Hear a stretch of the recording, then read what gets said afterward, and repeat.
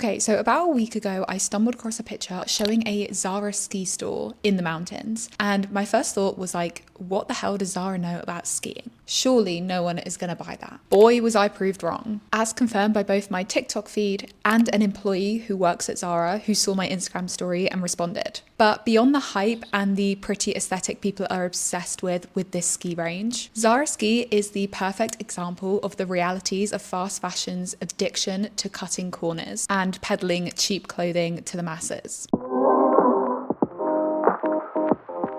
Okay, before we get into this, welcome back to my channel. My name's Katie. I talk about fashion, sustainability, and online culture around those two things. So if that sounds good to you, then subscribe to me here on YouTube and follow me on all my other social media. And with that, let's get into it. Okay, so this is not a new thing that Zara is doing. They've had a ZARA Ski collection for the past 2 years previous to this one. And the collection I'm going to be talking about in the video actually came out in December of 2024. But this weird aesthetic ZARA Ski store is a new development, and it was what put me onto this entire collection and the drama surrounding it on TikTok. The concept store was opened about a month ago, and it was designed to mimic a igloo-inspired snow cave, with fast fashion hanging above a glacial black floor and floating icebergs with registers on them nearby. The Zara team have also added a all-day hot chocolate bar to the store as a reason to keep people in there looking at their clothing. And to be fair to them, some people do seem to be loving the concept. I saw people posting TikToks saying they were on the hunt to look for the store. I saw one person posting a TikTok like, "Can't believe Zara's followed me to the mountains," in what seems to be a fun way. But like, to me, that's just an indicator that we can't even escape fast fashion, even in the most extreme areas of the world. It's not like Zara is hosting this literally on top of a mountain in the middle of nowhere. The store is located in byeee, a popular Swiss ski resort known for fine dining and high-end shopping. Switzerland itself is a very expensive country and was ranked in the top 3 most expensive countries to ski in 2025. And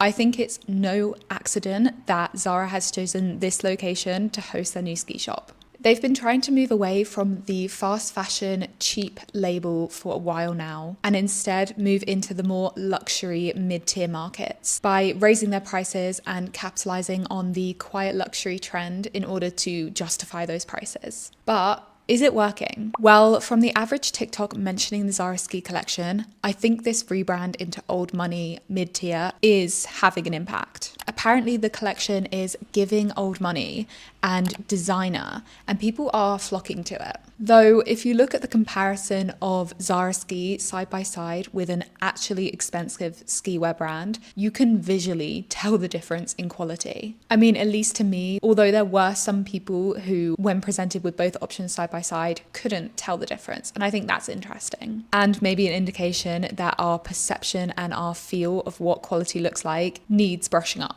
Despite the fact that people love the look and have been raving about it online, they're also tearing apart the quality, if you'll pardon the pun, exposing the fact that the collection doesn't really wear well and doesn't really keep you warm and dry when you're on the slopes. I find it hilarious that ZARA Ski is exposing just how bad quality their garments are, since obviously they've done this campaign to try break into a more luxury market and solidify that old luxury aesthetic. But you can't hide the poor quality of your clothing in the extremeness of a mountain climate, where the quality of your clothing is so important because it's literally the thing keeping you from not freezing. And to be clear, Zara are not the only high street brand trying to break into the skiwear game. Plenty of brands are trying to jump on that 90s retro skiwear alpine look. To me, this style is characterized by form-fitting jumpsuits and slogan knits that have like some kind of alpine saying. And to be fair, I do think the aesthetic of the Zara collection is pretty nice. Their collection prices, however, are pretty high, higher than you'd expect the typical Zara garment to be, and definitely more in line with this higher pricing strategy they're trying to move into.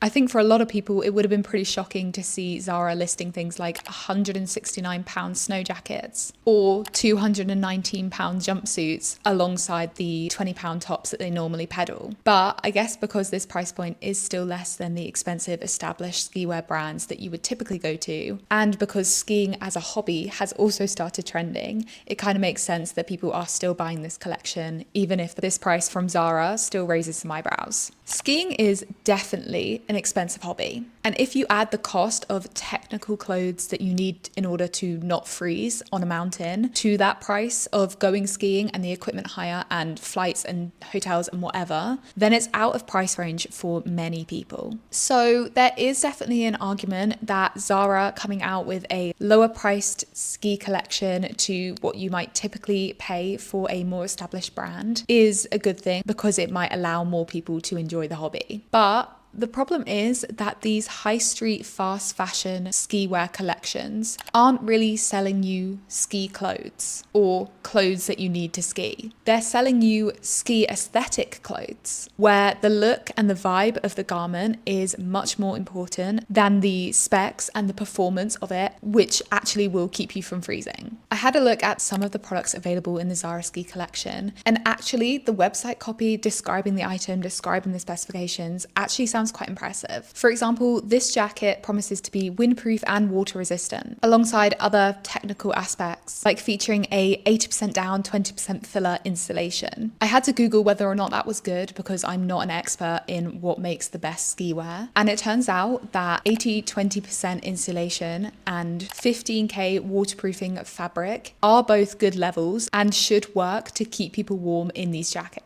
But then you go to TikTok and see people in this exact jacket saying that they're wet and cold and freezing and it's not keeping them warm at all. And those two things didn't make sense to me. So I had to look a little bit deeper into the specifications Zara was offering. And if you don't want to nerd out quickly about the specifications of this jacket and why there's an issue, then you can skip ahead to the point I'm going to put on screen, which will do a really quick summary. Okay, so I went down a rabbit hole of research into the different properties Zara was promoting with this jacket, and it turns out that one of the first things I realized is that Zara isn't using Gore-Tex, which is a waterproofing and breathability material that is considered industry standard in outdoor clothing by many. However, as many people pointed out online, Gore-Tex used to be far ahead of the competition when it came to waterproofing their fabric, but now the rest of the industry has caught up and it's no longer in so much of a lead. So it's not necessarily to say that Zara's water resistance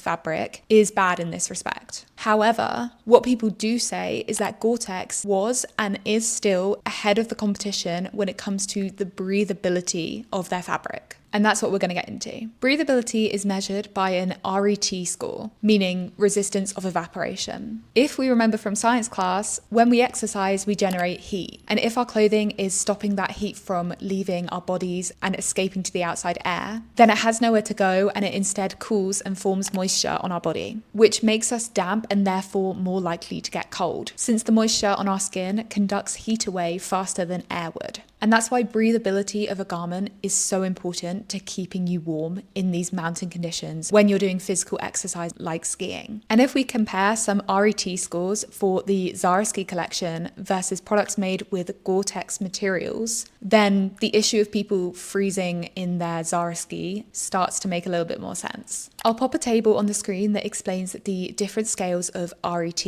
but basically all you need to know is the lower, the better. And the Gore-Tex Pro jackets I found had very low RET scores, some at less than 9 and even one at less than 6, which according to the RET index means that it's very breathable and will keep you warm during physical exercise with no problem. If we compare those Gore-Tex scores to the ZARA SKI collection, there's a pretty big difference. Jackets I found on Zara ranged from less than 13 as the lowest I could find to less than 20, scores that are not particularly pleasant to wear during physical exercise. One jacket I found didn't even have a listing included. So as you can tell, ZARA SKI is scoring much worse on the RET index than Gore-Tex. In fact, I even found a Gore-Tex jacket that had an RET score of less than 13, which the review website listed as mediocre and put it as a disadvantage. Granted, the Gore-Tex is a little bit less high fashion than the Zara collection, and maybe that's important to some people, but I think I'd rather prioritize not freezing to death on a mountain than looking like I've come off some kind of downhill runway. So, okay, if you skip to this part, we just learned that the breathability of Zara jackets is not good and is contributing to the reason why people still feel cold and wet after they've been skiing in them. But also, before we move on, can we just talk about the fact that on some of the ski jackets that use recycled polyester, they have a certification scheme listed to ensure that it is recycled polyester. But almost all of these jackets contain 80% down, 20% feathers as a selling point, and yet there's no certification schemes listed to say they've responsibly sourced these things. And the fact that Zara has previously used the responsible down standard in some of their other products and therefore are very aware of the importance of doing so,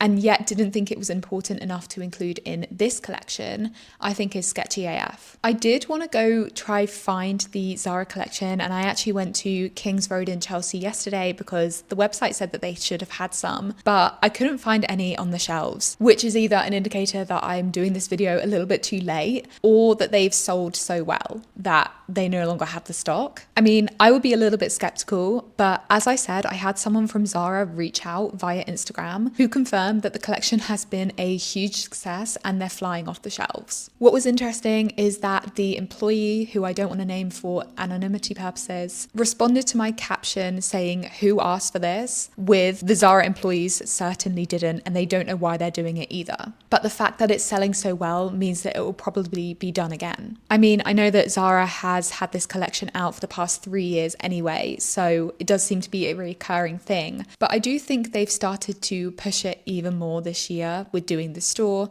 and maybe it's an indicator that they're trying to ramp up the collection and also maybe use it as a tester for doing more one-off sportswear stuff too. Which begs the question, aside from the obvious cash grabbing, why is Zara ramping up their skiwear? As I've said, it's not just Zara doing skiwear. Other high street brands have also brought out their own collections. And in other areas of the industry, Jacquemus and Kiehl's have also tapped into the ski buzz. According to Business of Fashion, which did an article talking about the boom of the skiwear aesthetic, the efforts of Zara and other newer entrants to the skiwear apparel likely have less to do with competing directly with seasoned skiwear players than tapping into the sport's growing audience and allure, kind of echoing the idea that creating a quality product that people can rely on for something as extreme as skiing is not their primary concern here. One of the biggest reasons I can see for this surgence of skiwear is that the entire fashion industry as a collective is trying to get into sports because of the untapped market there. We've seen more sports stars being tapped by big brands to become ambassadors or even just to wear their clothing to high profile moments. Think Travis Kelce walking into a game or Lewis Hamilton walking into the paddock, and how much the paparazzi fixate on their outfits. And I also think it's very telling that the sports being tapped into in general kind of give the old money, quiet luxury vibe, like skiing, tennis, golf. And I think that directly relates back to the surgence of hobbies on TikTok. I mentioned in my video dissecting hobbycore on TikTok that people seem fixated on old money luxury hobbies even more so than the rest. Maybe because of the old money luxury aesthetic that has been pushed in our wardrobes for like the past 3-4 years now. Zara knows that skiing is perceived as being for wealthy people, but also that more people are interested in the quiet luxury aesthetic as a way of cosplaying well, as I explained in my dupe video recently. So to them, it makes perfect sense to try tap into this market of the consumer wanting to appear wealthy in poorly designed but aesthetically cute skiwear outfits. Just to sum it up then, and to sum up why I think ZARA SKI is the maybe best example of how bad fast fashion is. The collection is based on a trending aesthetic that is really popular right now, but probably thanks to the oversaturation of the market, will die off very, very quickly. The designs are described as very technical, but as we saw with the RET score ratings, may have some design flaws that mean they won't hold up when actually used. And the Zara brand as a whole is nothing more than a fast fashion brand cosplaying a wealthier one by raising their prices and trying to sell you an old money aesthetic with a fast fashion design principle, as evidenced by the millions of garments they produce annually, and also specifically for this video in the fact that they didn't use the responsible down standard in their products despite having used it in the past and knowing that it's important, and you definitely shouldn't be giving them your money. Instead, if you do like this retro sportswear aesthetic that's being pushed right now, then why not try source it vintage, since the material and the garment makeup will actually probably be better, since it was made at a time when we actually cared about manufacturing. And most importantly, pay attention to the styles you like, what you think you'll keep in your wardrobe for ages, because they're a reflection of your style rather than what's trending right now. And if that is the retro sportswear look that so many brands are selling, then great, this is a great time for you to invest in ski wear if you want some. But if it's not, then don't be pushed into liking it because it's trending. And with that, I think I've reached the end of my thoughts on why ZARA SKI is unsustainable. I'd like to know if you have any other thoughts, any other comments on this, so pop them down below. And thank you so much for watching. I really appreciate it. Make sure to subscribe to the channel if you haven't already. And if you fancy watching another video, then the one on screen is the one YouTube thinks you'll like the best. So go ahead and watch it. Have a lovely day. Bye.